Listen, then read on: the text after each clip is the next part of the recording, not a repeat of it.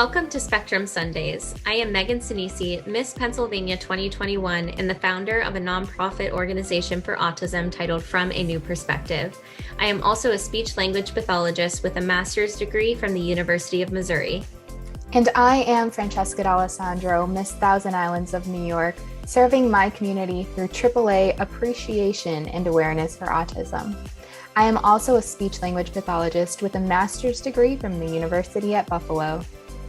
Everyone deserves to feel accepted and included in every space they walk in.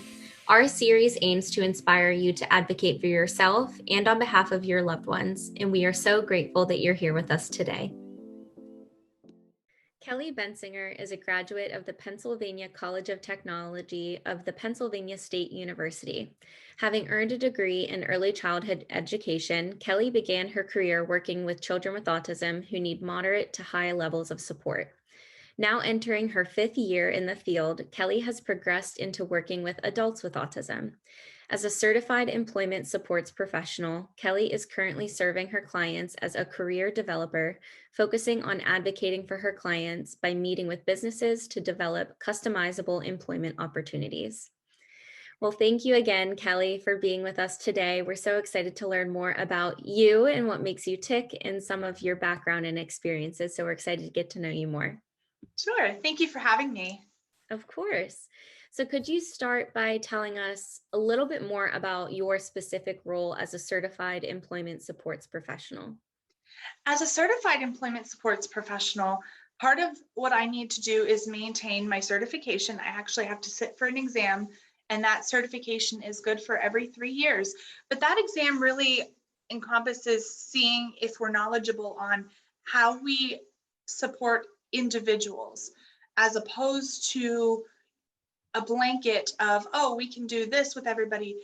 It really makes us think about how we focus our employment supports on that individual and really customizing to everybody's individual needs. Right. And I'm personally not a fan of exams, but I really appreciate the fact when they really take that knowledge and apply it to critical thinking and how we can better serve our community with the knowledge that we have and the education we have. So, and it's great that you have so much experience behind you to really help propel your clients as they go forward in their futures. But as you're working with many different autistic individuals, how are some ways that neurotypical or non-disabled peers can help support them in the workplace? So that's a great question. One of the things that we do when we place a client in a workplace, we try to develop what we call natural supports, where if someone needs help clocking in, we try to find someone that they work with to kind of help them through using the time clock system, or helping remind them, hey, did you clock in today? Everything okay? So, and that kind of helps us as job coaches really fade. So I hate to say this, but our job is actually to work ourselves out of a job, because as long as we can fade back, we can develop those natural supports that are already in the workplace through the managers, through coworkers who are doing the same thing as our clients with autism. So if we can develop those natural supports, it really helps. Well, Fran can absolutely relate to that because our goals as SLPs are to not see our clients anymore. As much as we love and enjoy working with them, we want them to gain the skills and the assets that they need to be successful independently. So we can totally relate to that. And it's a good mindset shift, because many service providers, the ultimate goal is to not have to be there for them, and that they can adopt those skills and techniques on their own. So we'd love to talk with you a little bit more about your involvement in the Miss America organization. So you have a little bit of background in it. Could you tell us about your experience and maybe how that helped shape your professional goals and career aspirations? Sure. So I competed in the Miss America organization at the local level from 2009 until about 2013. So about 4 seasons. Local pageants all across Pennsylvania, from Pittsburgh down to York and up as far as Hazleton and Wilkes-Barre. Every place I went was so welcoming and so helpful to really developing my confidence, developing my extroverted personality. I mean, when I can get up there and confidently walk across a stage and explain who I am and what I'm trying to do in the world, it's so empowering. And the fact that there's directors that put so much energy and effort into helping their title holders and helping contestants, even who don't necessarily hold a title for them, um, to really help everybody and mentor everybody to do their best and be their best self is really empowering and really awesome to see. So that's one of the things that I like to do. I kept going back to locals, even though I never walked away with an MAO local crown. I kept going back to locals because I figured if I can teach somebody, if I can reach one seat further in the audience, I can educate someone and I can show that confidence is key to everything. So I really got that from the Miss America organization. Oh, that makes so happy. And to be Miss Pennsylvania now and to know a few of the organizations that you've mentioned, it's so great. A lot of them have been involved for many, many years. So it may have Absolutely. been the same directors who you competed under. And it's so great to hear that that trickles down all the way to the local level and that it's impacted your life so much.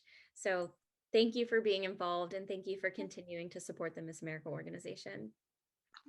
Welcome.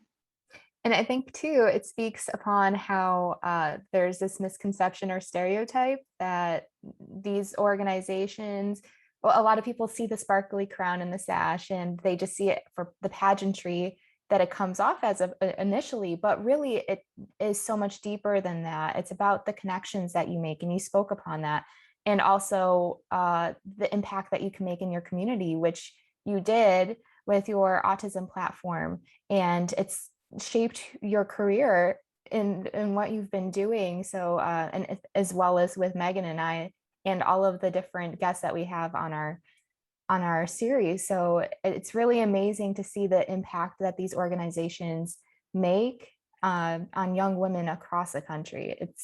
I still find it very shocking. But as we're talking about your connections with different organizations, what are some future goals that you have for yourself professionally or personally? Sure. So one of my goals is to actually work myself into a mentorship leadership position within my company where I can mentor employees who are just coming into the field, employees who are trying to make a difference but may not have the skills yet. So because I've worked my way up in the field, I feel like I have the experience in the background, including the knowledge. So I would love to pass that on to others to make a bigger difference among more clients. I mean, I'm only one person, so I can only do so much with so many clients. But if I can share my knowledge and my experience to better more clients, it's just gonna, spread like wildfire, hopefully. Absolutely. And that's kind of the definition of impact. You pass along your knowledge and set aside any competitiveness of wanting to be the person that gets the credit of things. And it shows how service oriented that you are to want to share that knowledge with as many people as possible so that it can branch out and it can make a true impact. So we would love to talk with you about social media. It's an incredible tool, especially for individuals and families trying to access a variety of resources. We have seen over the past 2 years that everyone has been, especially in the past 2 years, turning to the internet to find good, effective resources. So, what are some autism related blogs or social media accounts that you enjoy following that you would encourage our followers to check out? I like to watch the pages for Autism Speaks, Autism in the Workplace, and really, I try not to follow a whole slew of social media pages because sometimes they don't accurately depict everything that you're seeing. But I try to pick and choose where I watch, but for sure, the Autism Speaks and Autism in the Workplace, they're really conducive to helping me. They meet the interest of what I do every day. So that's really where I go. Great. And as we're finishing and wrapping up this conversation today, it's really important for all of our viewers to really be able to take away some kind of message, regardless of their background or their experiences or who they know in their community. So what are some practical ways that you can encourage our viewers or our listeners to actively be involved with embracing and empowering the autism community? I think one of the things that really hits home for me is that no matter who you run into, everyone knows someone that has been affected by autism. And again, with autism being a spectrum disorder, there's so many differing skill levels and interests of our clients.